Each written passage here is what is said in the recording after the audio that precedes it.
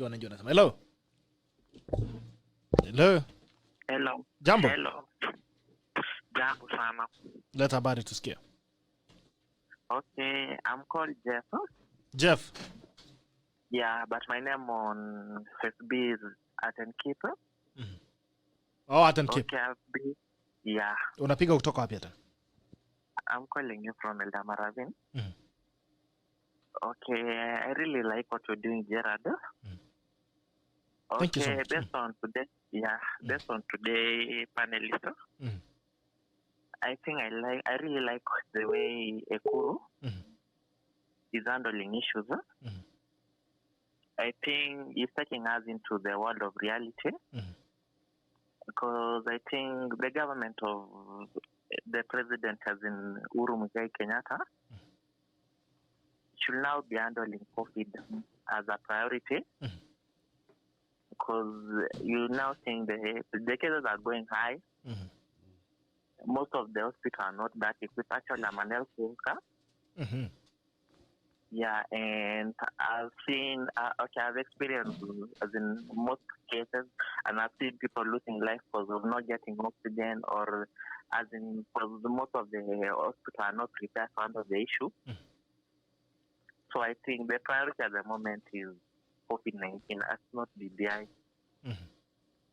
Yeah, Okay. that is my comments for today. Asante sana Aten. Thank you so much for watching the program. We'll see you again. Nashukuru sana. Na huyo ni mtu kutoka kaunti yangu ya pili Baringo Sasa unatoka wapi Baringo? Yeye mtu Lembus. Eldamaravin. Mtu ya Eldamaravin? Lembus. Sasa ndiye mtu yako hapa nimewaletea. Lakini mlikataa kupunguzia ya punda. Asante sana. But he should not stop trying, as like, I think at time atasucceed. Kabisa ni kweli. Yeah. Aendelee kusukumana. Aendelee kusukuma kabisa. All right, asante sana. Thank you so much, my brother. Have a good day. Thanks for the good work. All right. Keep sharing na mko na share whatever broadcast. Watu wako nani? Paul, I'll be interrupting you once in a while as the calls come in.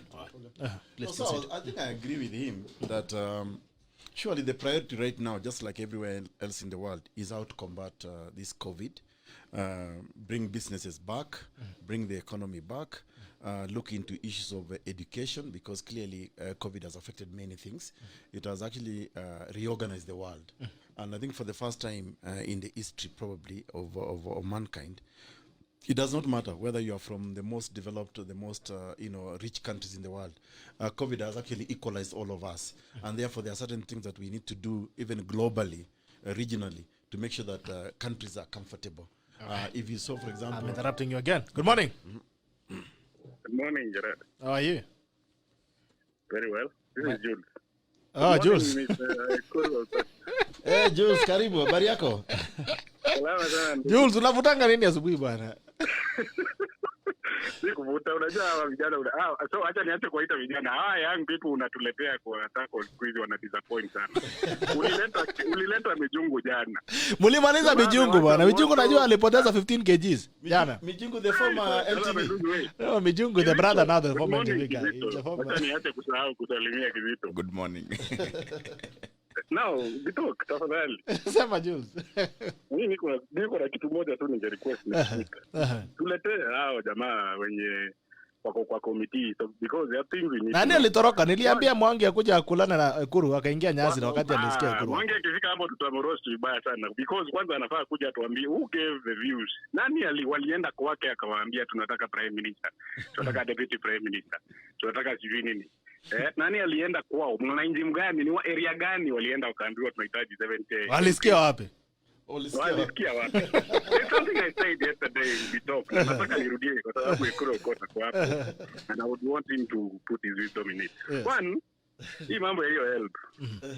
I asked a question yesterday kwamba many Kenyans are dropouts. Wengine walifika class 2. Wengine walifika class 8.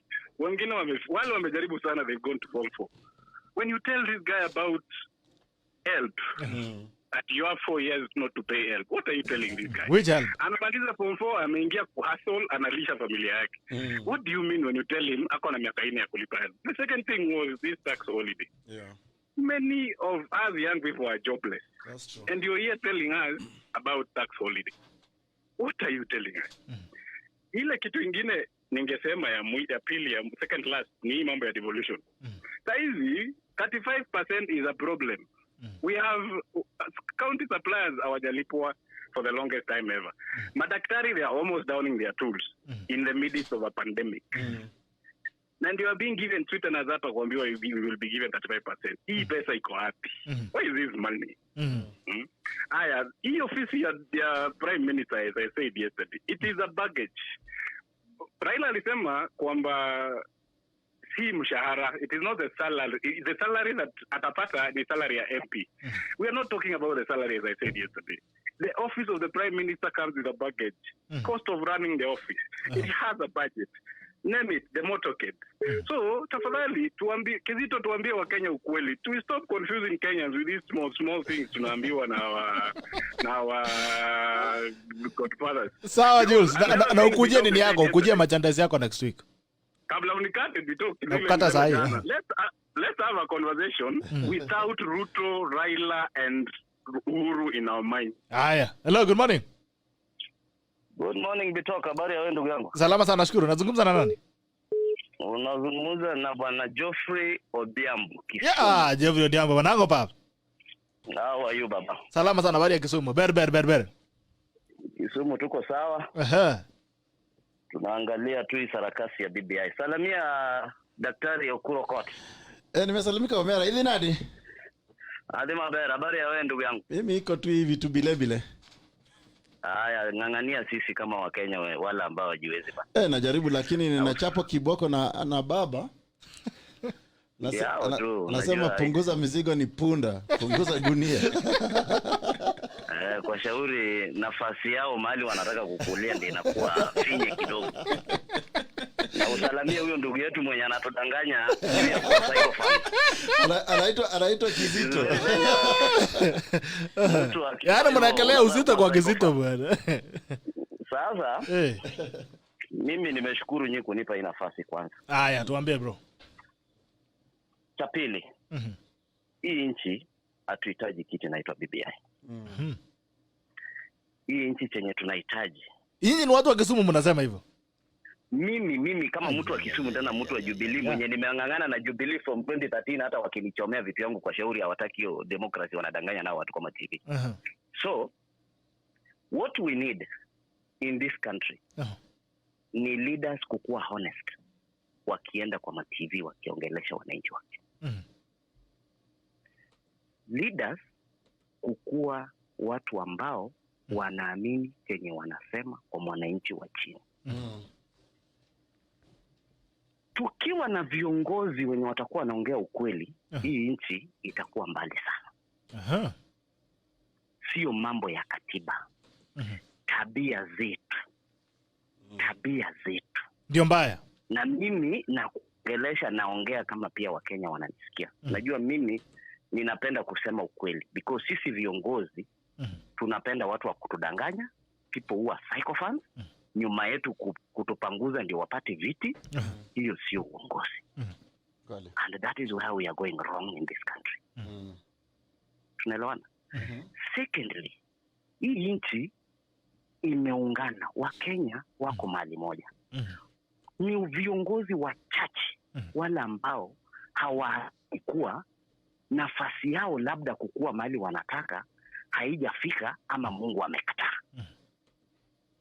Tunapatana. Na kabisa. Na kama sisi viongozi tutakubali kuwa hapa wakati nimengangana na hii safari mpaka mahali nimefika, kama Mungu hajanijalia kufika hapa, wacha niwache hii nafasi kwa wengine. Hii nchi itakuwa nzuri zaidi.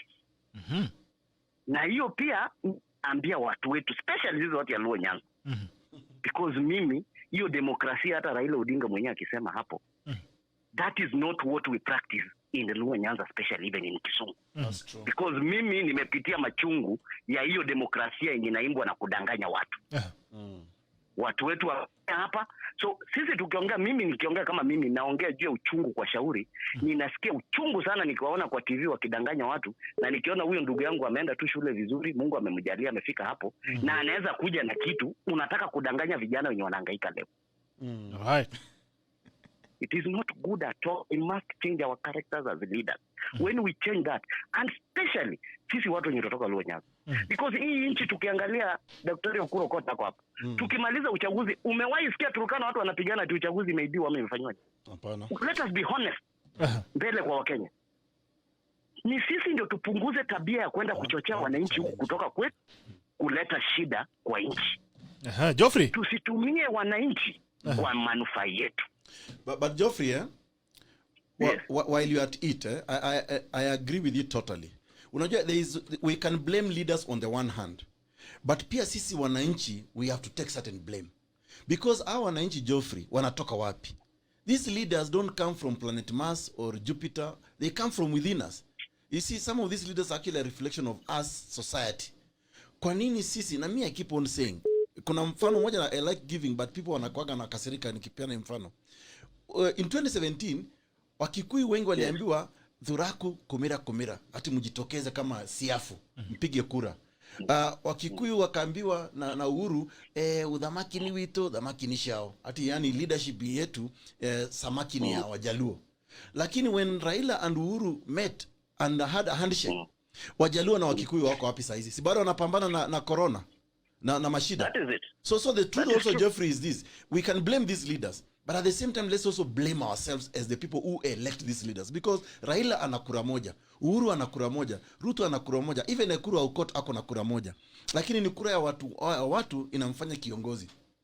So this is a very serious conversation we must have in our communities, among our friends, and that's the only way we can change this country, Geoffrey.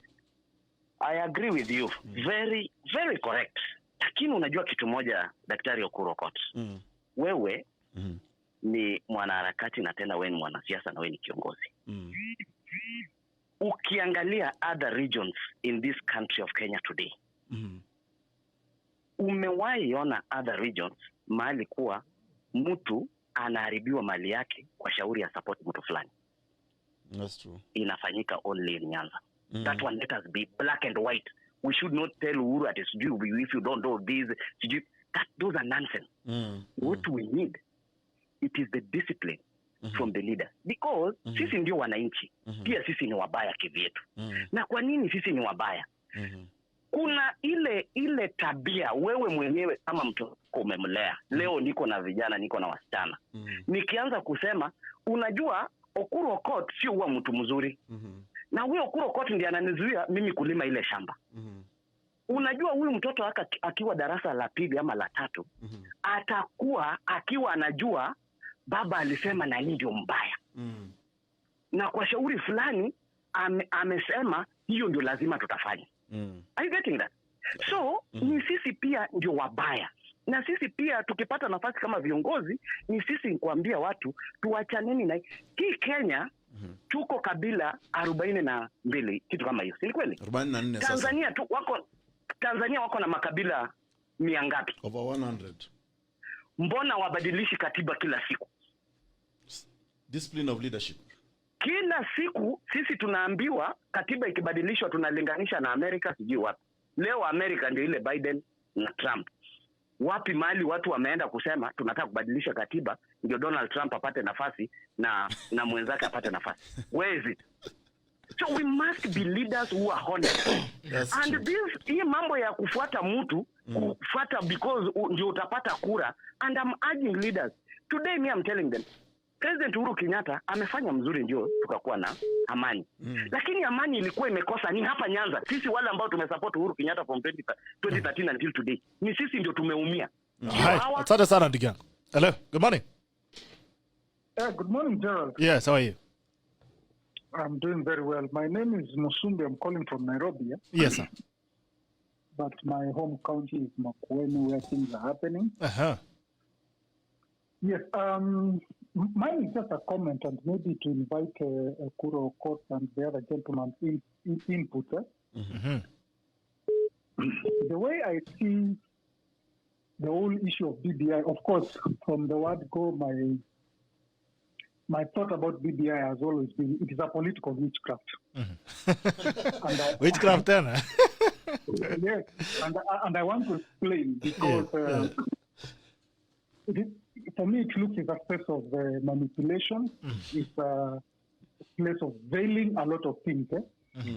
And one of the things which is veiled by BBI is just pure leadership in action, no intentional foresight, and no practical vision, or how do I put it? Servant leadership driven agenda. And for example, let's look at just at maybe two issues. For example, when we talk about relief from ELB, or you are going to give tax relief, those are policy issues. And the question is, very administrative. Why? Yes, administrative. Why do we turn issues that we're supposed to be doing into national conversation? And I think that is where the issue is. Actually, we are politicizing them. We are not even turning them into a national conversation. We are politicizing for selfish reasons. Exactly. And that's why for me, I find, there is this issue of turning our inaction, translated into a national conversation.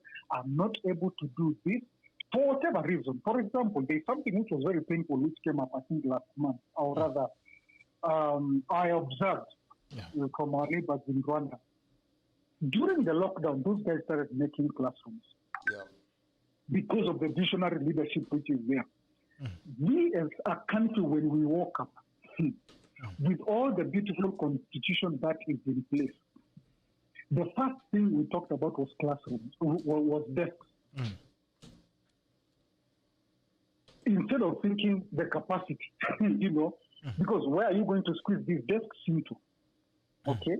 And so when you look at that, you begin to realize that we have a syndrome whereby instead of acting and doing the right thing for the good of the people, we escape and we make it a national conversation. And so we begin to throw letters at what is supposed to be undertaken by just the right spirit and the willingness to do the right thing. And so my question maybe to Ekuru and those who are governance experts is, how do you cure this mentality of turning what we are supposed to be doing into a national conversation? It's just like saying, I'm a father, so instead of paying school fees, kujeni tuongee, tujue mambo ya school fees, how do people pay school fees, where does school fees come from, and maybe that time you have money in the bank, but you want to have a conversation instead of just paying school fees and let the children go to school. And so for me, that is what pains me as a Kenyan. I see a lot of what we are supposed to be doing always being turned to a national conversation and throwing letters at it. And as a believer, there's something we call the letter always kills, but the spirit giveth life. Where is this where we will ever find that spirit to give life to this nation? Beyond the letters that we are constantly trying to craft in the name of BBI, in the name of referendum, in the name of, all these political drives and shenanigans and, activities. Thank you. Thank you so much. Thank you so much, my brother. Have a good day. That was quite a very sober Kenyan. Speaking right there. And Kenyans by the way, kumbe Kenyans wanajuanga ni nini wanataka. Lakini kama vile amesema kuna kauchawi kana kujanga wakati wa siasa, and then there comes in the euphoria. Nafikiri kuna wakati there's one caller now then we close. Sijui wanaonaga nini. Wanaona maajabu. Let's speak to this one guy here. There's one called somewhere called almost 7 times. Tusikia anasemaje. Alex Ogero, ndakwambia mahali utachukua merchandise yako. I'll tell you how you're going to pick your merchandise. Alright. Ano jamaa potea hapa. Alex Ogero utakwambia vile utachukua merchandise. Sema Gerald, can let me kindly give me the details on how to pick the merchandise. I'll tell you. Hello, good morning. Hello, good morning, Bitok. How are you? Sorry, I really missed your call. Ilikuwa bahati mbaya ukipiga kuna mtu tayari. Niambie dadi. Nazungumza na Nataka kuzungumza na nyabadi ya leo lakini. Salama, naongea na nani? Unaongea na Eric Okodo. Eric Okodo. Yes, mkazi wa Busia lakini niko hapa Nairobi. Unatoka mahali huyu jamaa anatoka? Kizito. Mimi natoka Busia mahali jamaa anatoka. Huyu jamaa anatufaili sana. Ya. Watu wa Busia mnasema representative is not representation.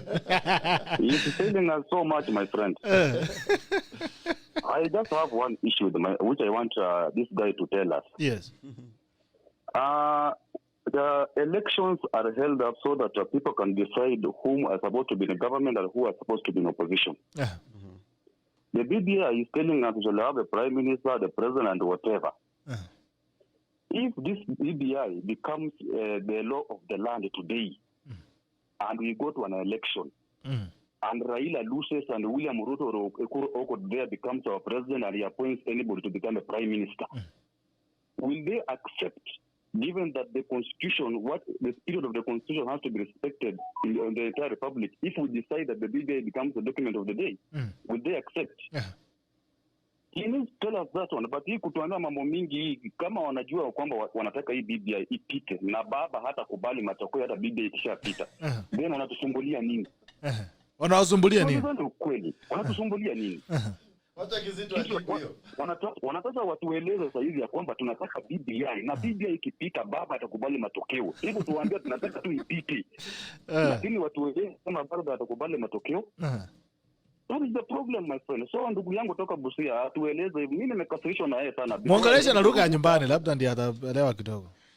Wewe Kizito. Kubulira. Kwenya urubore bintu byo bwadire urube ya urubora mbwe fana wena BBI ni bibira Raila nakanyambo ya umba muhira ikura Anakanya. Urubora ndio bwana lakini urubora mbwe kwanya sa BBI ukimbele lakini tumnyalo kanyama tokeo so kuona bintu ngore romani Kubulira. Koda nakasirika kweli. Thank you, Eric. Okodo. Yes. Sasa wewe ukiendelea na bidii hivi ile wiki nyingine hata unapata merchandise. Lakini na furahi vile umeongea kilu. Yeye look ni mwana soma kazirika. Jamaa imemwingia kwa spirit. Hizo zingine. Yes. Hata mimi ndio unaliona na kinapoongea hivi. Mimi ni mwanafunzi nasoma sheria ya chuo cha Mount Kenya University. Wow, amazing. 2032 mimi nataka kuwa senator wa county ya Busia. Lazima tueleze wakazi wa Busia ukweli na Wakenya ukweli. Unatosha kabisa. Wacha hata nikupee makofi kwa sababu ya hiyo. Tunataka vijana kwa kiti. Makofi kwako Okodo. Yes. The spirit of the constitution must be respected. Are they ready to have the spirit of the BBI in the eventuality that they lose the election? Are they ready? Hiyo ndio swala nyeti. Yes. And you know Kizito now he as a lawyer in the making. It's called Okodo. That's part of the problem we have in this country, that people who keep on saying they want change don't even respect the very document they rely on. I don't know whether you were earlier on when I was explaining how we worked together with Raila to nullify the election of Uhuru in 2017. But the same fellow refuses to use the same constitution to go for a repeat election. So we are being treated to a lot of dishonesty in this country. And people are not really honest. Unfortunately, majority of people are buying into this dishonest political leadership. And, and this is really part of our major problem. And the more conversation we have around this issue, the better actually for this country. Exactly. Asante sana Okodo. Teach this guy about constitutionalism there. Aelewe hii maneno mzuri. Asante sana Okodo. Hope to see you again tomorrow. Yeah. Thank you so much. Have a good day. Bye-bye. All right, I think tufunge masimu. We respond to the issues that have been raised by the callers. Tukielekea kufunga. Nianze na Kizito. Kizito. Mwongelesho nalikuwa sema when you want to speak to a man's heart, you speak them in his language. In his language. Yeah. Okodo has raised a fundamental issue there. And actually, it's all about the leadership that we want to see shaped in this country in the future. And that's why I'm saying, and what we are like pushing to have leadership actually with the integrity. And that is, I would say that that's the whole idea, because what the callers have just brought in, that whether we have this document or even the current constitution that we have, what we need up there is leadership that is able to push this ahead. But I had not responded to the issue of COVID and the doctors, and they realize that is COVID is a very painful thing currently in our country and around the world. It's affecting very many people. Doctors are dying, politicians are dying. So what should happen is we should take this thing seriously, first of all, as citizens, and be able to protect ourselves and our families.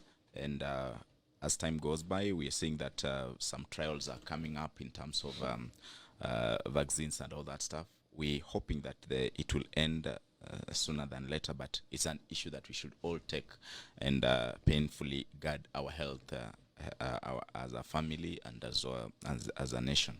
So the other thing that I would say that the callers have brought up that we think it's necessary also is the issue of belief in the leadership and in their word. And to me, that is a very critical thing that should actually, we're not just talking because we want to talk, but the thing is the leaders. And what Dr. has actually raised here also, that the leadership that we as the citizenry is electing, do we hold them account to the word that they say? Are they honest to their word? And are we able to hold them account for whatever they are bringing out? So to me, that is the most important thing, even as we move forward and get to the issue of that the government is planning to have this referendum being done. And it's, again, the citizen that should decide the direction that we need to have between now and even in 2022. Thank you. I think maybe we talk just to add on, right on to that. Of course, the question of responsible or responsive leadership is now on the table. That a leadership that, for example, even in the wake of this pandemic, that they are discussing issues that do not actually relate to the current problem. For example, when you talk about, say, BBI or constitutional amendment, that is costing billions of Kenya shillings at a time when we've got a problem in our healthcare system, education, unemployment, over 70%, people losing jobs, people being auctioned. Is that really a responsible leadership? And maybe the question that we need to ask back, to us Kenyans is, are we giving the right people the job? We are giving, you see, leadership is a job. Leadership is a job. So, but are we giving the right people the job? It seems to me that Kenyans also are not questioning what a certain leader says. When we are not interrogating the issues, the promises of leaders.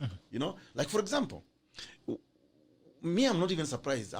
Sometimes I'm surprised by the surprise of Kenyans that Jubilee has failed. These people, Kenyans, gave Jubilee the first term from 2013 to 2017. They made certain promises in 2013. Okay?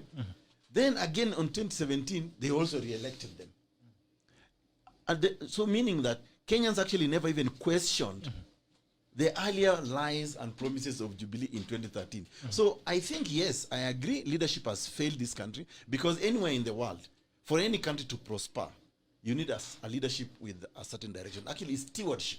Stewardship. That's what we need. Any country needs. For prosperity, you need stewardship. To take your country to a certain direction, and you have to be deliberate about it. So we should be asking ourselves, why are we giving the wrong people the jobs? Why, for example, I see sometimes people blaming Governor Sonko here in Nairobi. Let's be brutally honest. Because we say in the taco, we call it as Bitok. Nairobi controls about 60% of the GDP of this country, if not more. It probably has the collection of the most intellectuals in this country. But they made a choice for a governor. Then you have villagers in Makueni who elect a professor. Do you pick it? Let's pick it. It's an international call. It disappeared. Wewe mtu amepiga na international call ukakata. Sawa, when he comes in we'll pick it up. And West Pokot, they pick professors. So we must also now interrogate our own decision making as Kenyans. And especially as the so-called elite in this country. Elite, we are the biggest failures. You remember there's a time I read for you a passage from a man called Brecht Bartold that talks about the political ignorance. Yeah? I'm thinking about that. You've been buying me books. I appreciate. Now I'm a better tackler. Yeah, so I've given you 3 books so far. Yeah. So, this idea of us lamenting and sitting on the fence and being bystanders we need to stop it. We also need to stop people like Kizito, who are clearly educated, but they are buying into a false narrative called BBI. As you can see, Kizito was not even able to articulate here proposals of BBI. And I don't blame him. Maybe he has not read the report, which is okay. But why is an intellectual like Kizito, for all intents and purposes, Kizito is an intellectual here. He's an elite. He's somebody who ought to know. Why is Kizito thinking in the same way like his villager in Busia? But the villagers have called. In buying BBI. And you can see, Kizito can see, actually BBI is a lie. I think he saved. Kizito is now buying the idea that leadership at the top will unite Kenyans. No. Kenyans are already united. In fact, Kenyans are united in poverty. Kenyans are united now in COVID. Kenyans are united in all their problems. It is the leadership of this country. And for me, I blame people like Kizito who cannot break away and say, no, former Prime Minister, President Uhuru, you are lying to Kenyans about this BBI. You should be able to tell, people like Uhuru and Raila, BBI is not a priority now. These billions of money that we want to spend on the referendum, we can fix the collective bargaining agreement with the nurses, collective bargaining agreement with teachers, with doctors, and the country will be better. And if you put our money into our healthcare infrastructure, level 4 hospitals in the counties, then we serve the millions of Kenyans. Than saying, let's put this, I'm a proponent of amending this constitution, but to strengthen it. And I've said to Kizito many times that I am pushing for the amendment of constitution through Punguza Mizigo Kenya, but there has to be a benefit that accrues to the public. That's why for me, I'm proposing we strengthen devolution. We send more money to the counties. We hold governors directly responsible. We end corruption. We make county assemblies autonomous from county government. Those are proposals I'm putting in Punguza Mizigo, amongst others. We address the question of our representation because we have to question the value of representation. You can see from our proposals in Punguza Mizigo, there is a value that comes to the general public, even to you, Kizito. Because when I say in Punguza Mizigo, let's use the ward as the primary unit of accelerating development, I'm actually equalizing you from Busia to the people of Nairobi, Kiambu, Nyeri, and the rest. Because one of the conversations that we are scared of having in this country is that... Hello, good morning. Yeah. Your call will be recorded. Hello. Hello. Huh? Yes. Yes. Well, who am I speaking to? This is Gilbert. Okay, Gilbert, wambie. Hello, Gerard. Salama sana. Mimi Gilbert boy kutoka Arkansas. Nimeona Arkansas. Gilbert. Oh, all the way to the US. Gilbert. Nataka nichangie kwa point ya leo.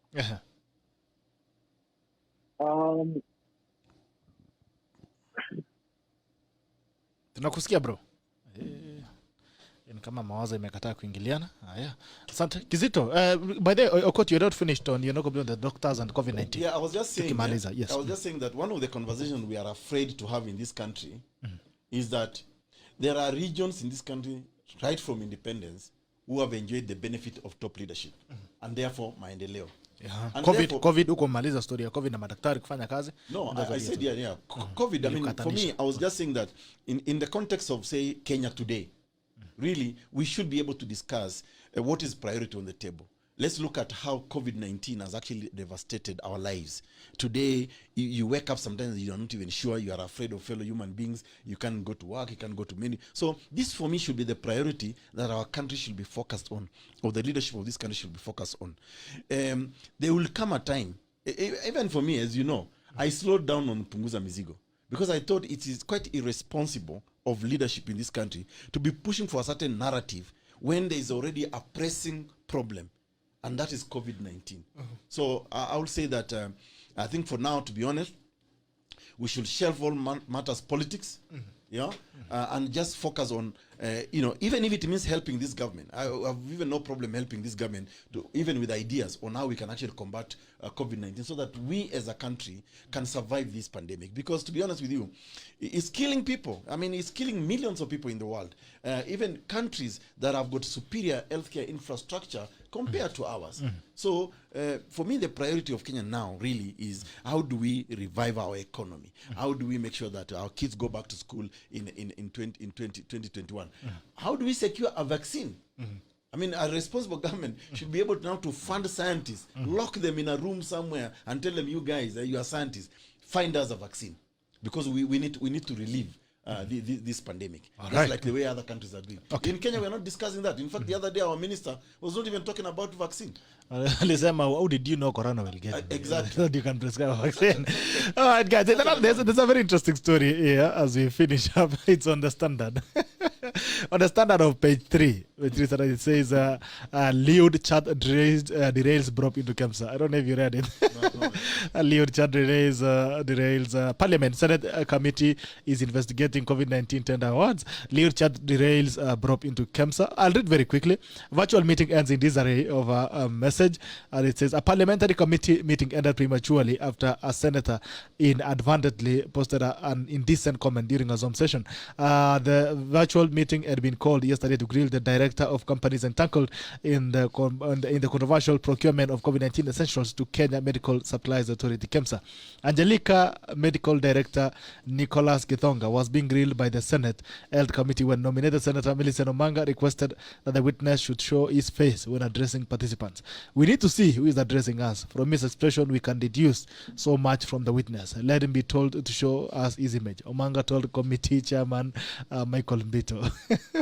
Fellow senators agreed with Omanga, with Wajir Senator Abdirahman Ali saying it should be a rule that all witnesses and members who appear on the virtual platform should always reveal their identities. But as Kitonga's grilling was going on, it would appear that some senators were using Zoom's in-meeting chat feature to send private messages to each other. One senator wrote, quote in quote, ni kama chairman amekula. Name withheld. It looks like the chairman has slept withheld and sent the message to the entire group. The comment did not immediately cause a stir until the senator realized it was visible to everyone and spoke out saying it was wrong and done in jest to the female senator he had named. Apologies.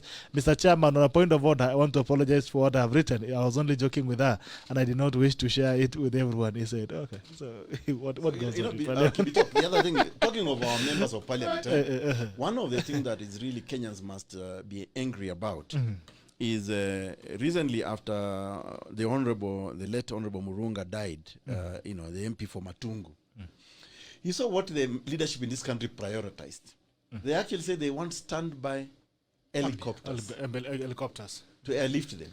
Yes. What about ourselves? What about us as Wananchi? Maybe, it is time now we must force the leadership of this country to use public facilities, especially public health facilities. And if they continue to use them, then they will be able to apportion the right resources, allocate resources to those health facilities. During that COVID, during the lockdown, one of the proponents of BBI, took a private charter for a minor surgery in Dubai. A minor surgery. This is Kizito's political godfather. A minor surgery is in Dubai. When we have got the Nairobi hospitals, the Aga Khans, even Kenyatta National Hospitals, the MP Shahs.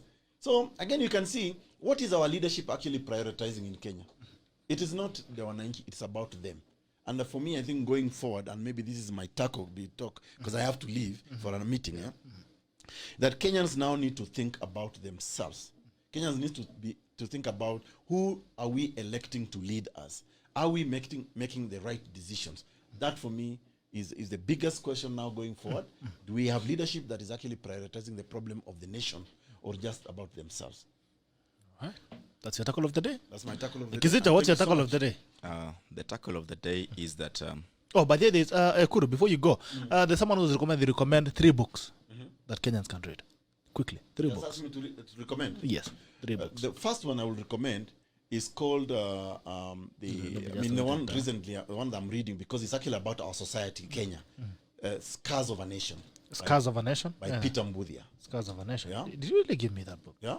Did you give me I did not give it to you. Oh, you are reading it. Yeah, you were reading at that time. Scars of a Nation by Peter Mbuthia. Because it's recounting the post-election violence in Kenya and some of the lessons that we need to do as a country. Scars of a Nation? Scars of the Nation. 2. The other one I would recommend is what is called Fixing Failed States by Claire Lockhart and Ashraf Khan, former president of Afghanistan. And then, of course, the other one that I would recommend for, again, talking about Kenya, is Looters Looters by the other guy. Nani, Joe Hamisi. Looters and it was Looters and something. Looters. Yeah, it talks about corruption in Kenya and coming from independence. I think those are very interesting books to read at the moment because they talk about our society. It also talks about how we can fix our state when the state is failing. How do we create, for example, a functional state? In fixing failed state, they speak about creating a functional state from various perspectives, including civil society, the markets, and all that. So for now, I recommend those ones. 3 books. Yeah. Scars of a Nation, Fixing Failed State, and Looters by Hamisi. All right. Kizito. Actually, it's Ashraf Ghani. Ashraf Ghani. Fixing Failed is Claire Lockhart and Ashraf Ghani. Okay, so Kizito, your tackle of the day. The tackle of the day is that even as we are proposing the BBI and to amend the 2010 Constitution, what we should tell the citizenry is, again, as Dr. has said, the leadership really matters a lot. Whoever you're electing it to represent you at grassroots level all the way to the national level matters a lot.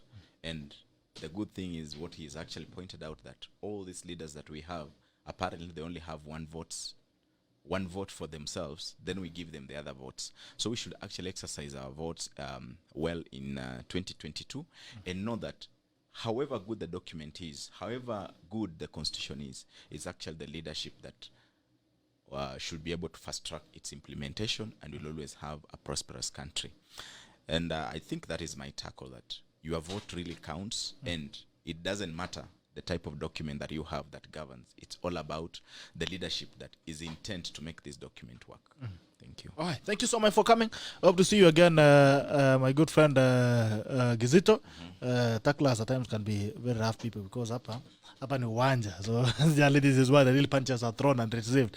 So kama umevinywa sana pole, usijali, enda tafuta michungu atakwambia vile kulienda jana ilikuwa mbaya zaidi. My good friend Ekuru, it's always a pleasure to have you, sir. Thank you so much for supporting us. Wacha nisome tu comments hapa quickly kama mjenda, I think for 1 minute. Just go through the comments very fast. Pauline Cherosama, Kenyans lack integrity, period. Arun Derry, some of these guys who support BBI, why are they not fluent? Alright, give that guys a solution for this. Some of they have nothing to explain to us. The Huda Payment, some do we really have leaders in this country or puppets and remote control people who know the truth and don't be and want to be done, but they choose to do nothing? Magoa, education, cargo, health, Amina sports. What parameters do they use? Random selection. Obed Musumbi, by the way, Aukot, can you recommend 3 or 3 books that Kenyans can read and gain some literacy in civic duty? I've already recommended 3 of them that he has recommended. I've posted it on the comments. Nelly Josh nasema ido inafaa kuwa BBI, mzigo ni kubwa sana. Alright. Abbas nasema party leaders should start by practicing democracy internally. They always impose leaders to wananchi against their will. People they want are the ones who would have their way in various positions. How do you expect them to accept results in a political competition? Hiyo ni swala nyeti. Teacher Ngasa Zama Ekuru Aukot, you accept that punguza mzigo to be hijacked by BBI. Right now you're complaining about BBI quagmire. James Wadasama, some guys don't want to hear the talk of dynasty. But what do you say of a country where the 2 most powerful leaders are sons of president and his deputy? Swala. Charles Mwalungu wasema in the MP's mentality they still think we are inferior Kenyans. Kodero Aukot asema I'm the Aukot from Busia. Let Aukot give me his book. Haja ndamwangelesha kando tuone kama atacheza kama yeye. Basi nasema 4th or 5th book we should be read as a country is the Bible and the Quran. Erickson Odhiambo, the one by Hamisi, is actually 50 years of theft and plunder. Yes. All right. Thank you so much, guys, for tuning in. The Tackle loves you. This is the Tackle, and the Tackle ends now. I hope to see you again on Monday. Unajua nasemanga tomorrow. Kumbe tomorrow on Saturday. See you guys on Monday. We love you so much. Thank you.